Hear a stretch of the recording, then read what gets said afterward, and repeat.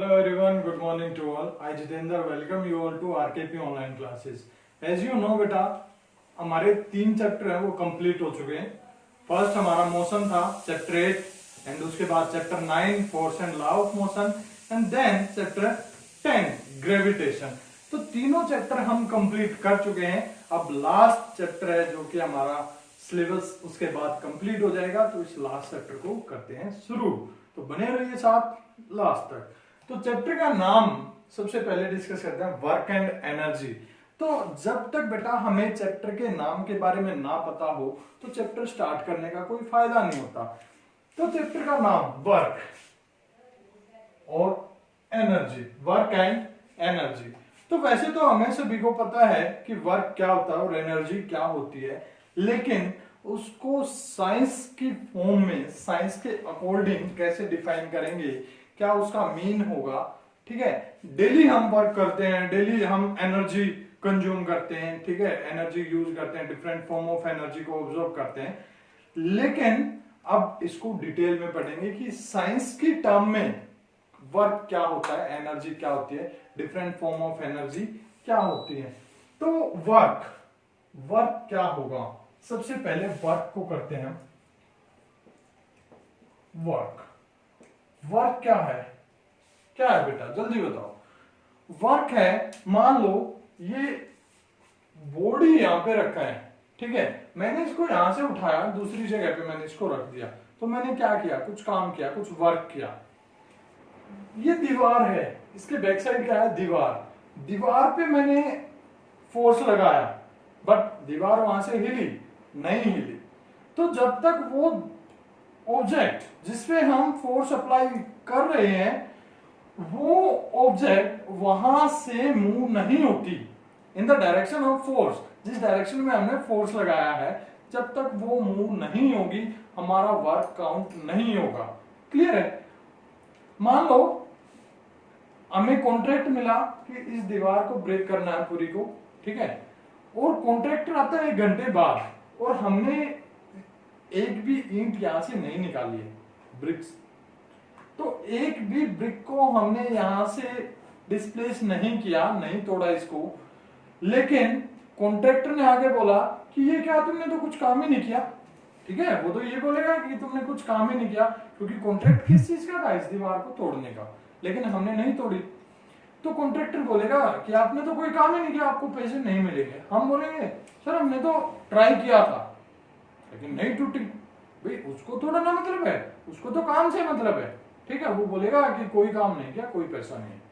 तो मतलब क्या हुआ उसकी बात का, कि जब तक हमारा फोर्स वहां पे रिजल्ट नहीं दिखाएगा, क्लियर है, जिस भी ऑब्जेक्ट पे हमने फोर्स लगाया, तो जब तक वो फोर्स वहां पे रिजल्ट नहीं देगा, रिजल्ट का मतलब कि उस ऑब्जेक्ट के अंदर मोशन नहीं होगी, ठीक है, in the direction of force, तो हमारा वर्क काउंट नहीं होगा. तो वर्क क्या हो गया, वर्क हो गया क्या, फोर्स और जो डिस्प्लेसमेंट है, ठीक है, जो कवर हुई है, डिस्प्लेसमेंट कवर बाय, या फिर बोलेंगे ऑब्जेक्ट जो मूव करेगी, ठीक है, जितनी वो डिस्प्लेसमेंट कवर करेगी. क्लियर है. तो उस दोनों का प्रोडक्ट. तो वर्क क्या हो गया हमारा, प्रोडक्ट ऑफ फोर्स एंड क्या, displacement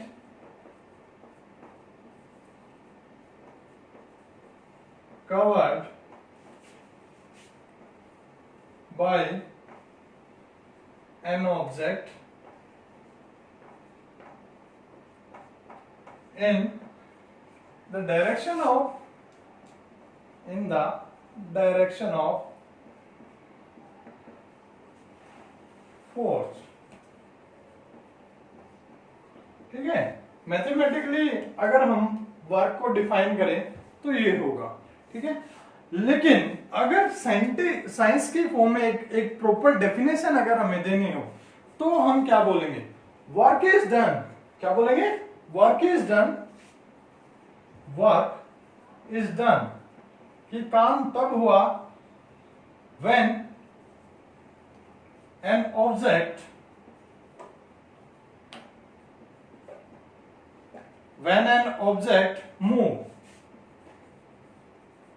moves by applying force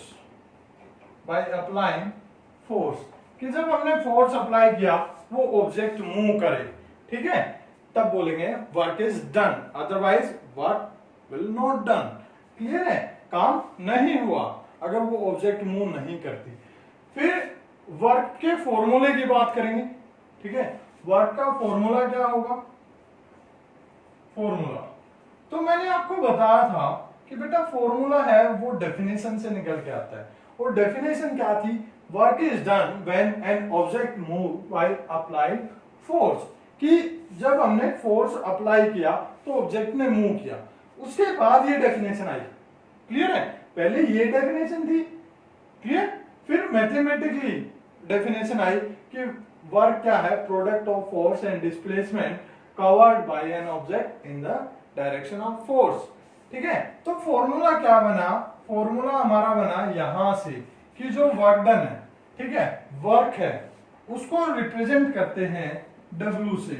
work is equal to work या वर्क डन, क्योंकि काम हो रहा है तो मैं वर्क डन ही लिखता हूं। Work done that is equal to force into displacement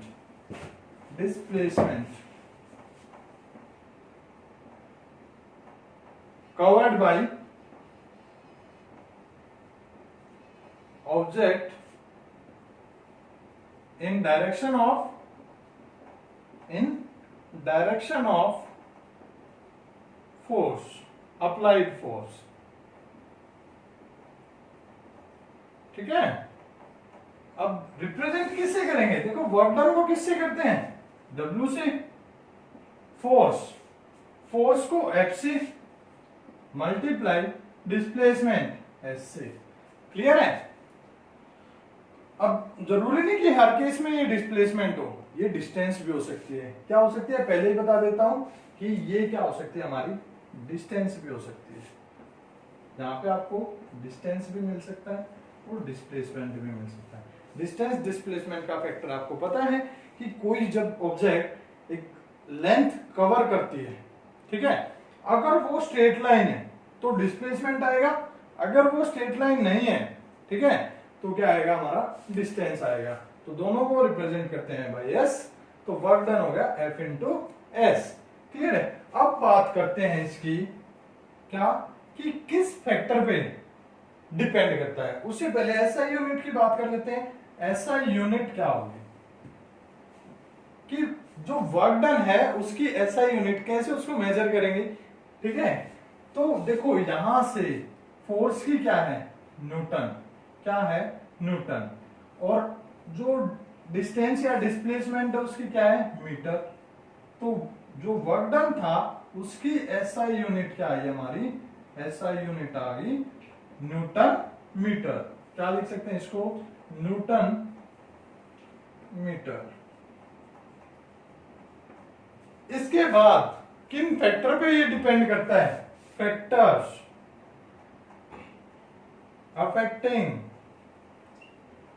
force, factor affecting force. तो दो ही फैक्टर आए जो डेफिनेशन से भी निकल के आए, फॉर्मूला से भी निकल के आए। तो वो कौन से दो फैक्टर हैं? एक तो हमारा फोर्स, मैग्नीट्यूड ऑफ फोर्स, ठीक है, और इसके क्या आएगा? डायरेक्टली प्रोपोर्शनल, कि फोर्स हमने कितना ज्यादा अप्लाई किया, ठीक है। मान लो एक चीज 10 न्यूटन फोर्स में थोड़ी सी हिल रही है, अगर उस फोर्स को डबल कर दें तो ज्यादा काम होगा वहां पे, ठीक है। तो फोर्स जितना ज्यादा अप्लाई होगा काम उतना ही ज्यादा होगा। सेकेंड, डिस्प्लेसमेंट या डिस्टेंस, ठीक है, डिस्टेंस या फिर डिस्प्लेसमेंट कवर्ड बाय ऑब्जेक्ट, कि ऑब्जेक्ट ने कितना डिस्टेंस या डिस्प्लेसमेंट कवर किया उस पे भी डायरेक्टली डिपेंड करेगा, ठीक है, क्योंकि प्रोडक्ट है, प्रोडक्ट में मान लो ये 3 है और ये भी 3 है, तो 9 आया हमारा वर्क। अब इसको मैं बढ़ाता हूं, इसको 5 कर दिया तो कितना हो गया 15, इस केस में भी बढ़ा। फिर इसको 3 रख लिया, इसको बढ़ा दिया 6, 18 हो गया, उस केस में भी बढ़ रहा है। ठीक है, यानी कि फोर्स की वैल्यू को बढ़ाता हूं तब भी हमारा वर्क डन बढ़ रहा है, और डिस्टेंस या डिस्प्लेसमेंट को वैल्यू को अगर मैं इंक्रीज करता हूं तो उस केस में भी जो वर्क डन है उसकी वैल्यू हमारी इंक्रीज हो रही है। तो दोनों फैक्टर पे डायरेक्टली प्रोपोर्शनल होगा, मैग्नीट्यूड ऑफ फोर्स पे भी और डिस्टेंस या डिस्प्लेसमेंट पे भी। क्लियर है? तो ये था हमारा वर्क का इंट्रोडक्शन। इंट्रोडक्शन क्या, इसकी तो हमने कुंडली खोल दी, ठीक है, डेफिनेशन हमने कर ली, एसआई यूनिट कर ली, फैक्टर के हमने डिस्कस कर लिया। तो ये था हमारा work. Thank you, have a nice day.